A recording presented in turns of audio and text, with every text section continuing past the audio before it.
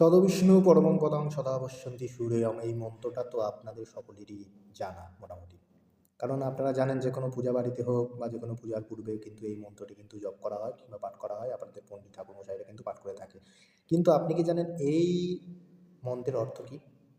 বেদে বলছে দেখুন, যজুর্বেদ ৬ষ্ঠ অধ্যায় পঞ্চম মন্ত্র ৫ নম্বর মন্ত্র, সেখানে বলছে যে সেই বিষ্ণুর পরম পদ বিদ্যাঙ্গন সর্বদাই দর্শন করে থাকে, ঠিক সেই প্রকারে যে রূপে দুলোকে পরিব্যাপ্ত নক্ষত্রমণ্ডলীকে নেত্রের দ্বারা দর্শন করি। অর্থাৎ বিদ্বানগণ সেই বিষ্ণুকে সেইভাবেই দর্শন করে যেভাবে আপনি আকাশের তারা, আকাশের নক্ষত্র এগুলিকে আপনি যেমনভাবে দেখছেন। অর্থাৎ আমাদের শাস্ত্র অনুসারে, আমাদের বেদ অনুসারে, আমাদের তো ধর্মগ্রন্থ অনুসারে কিন্তু আমরা কিন্তু ঈশ্বরকে দর্শনও করতে পারি।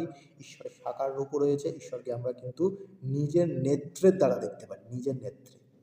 এখন কোন নেত্রে বলা হয়েছে, জ্ঞানচক্ষু না চর্মচক্ষু, সেটা কিন্তু বলা হয়নি।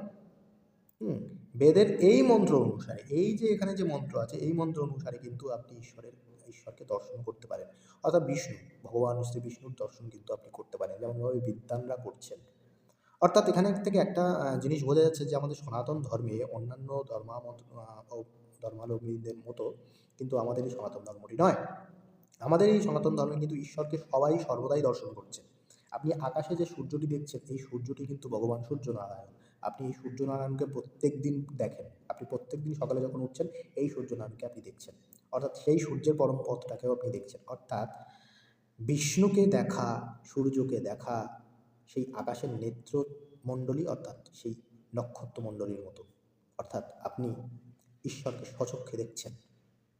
ওই যে বলে না লোকে যে ঈশ্বরকে নাকি দেখা যায় না, চোখে দেখা যায় না, ঈশ্বরকে নাকি কেউ দেখতে পারে না, তাই না? একজন নাস্তিকও ঈশ্বরকে দর্শন করছে, আপনিও দর্শন করছেন। ঠিক আছে? তাহলে বিদ্বান ব্যক্তি তো অনেক দূরের কথা, তারা তো অনেক বড়, তারা তো অনেক উচ্চ পদস্থ ব্যক্তি। এখানে কিন্তু আবার সেই সাধক যোগী বলা হয়নি, কিন্তু বিদ্বান ব্যক্তি বলা হয়েছে। বিদ্বান ব্যক্তি তো আপনারা জানেন কারা। বিদ্বান ব্যক্তি হচ্ছে যারা বিদ্যায় পারদর্শী, যারা বিদ্যাকে দিকে দিকে ছড়িয়ে দিচ্ছে, তারাও কিন্তু এই ঈশ্বরকে দর্শন করছে।